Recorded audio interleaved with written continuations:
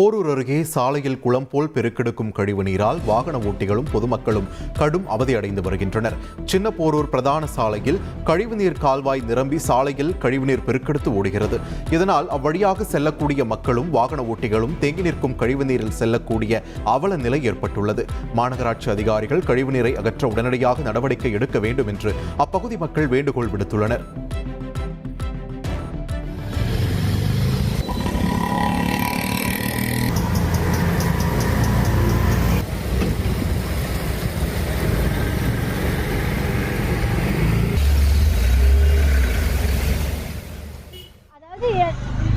நடவடிக்கை எடுத்தோம், ஒன்றும் பிரயோஜனம் இல்லை.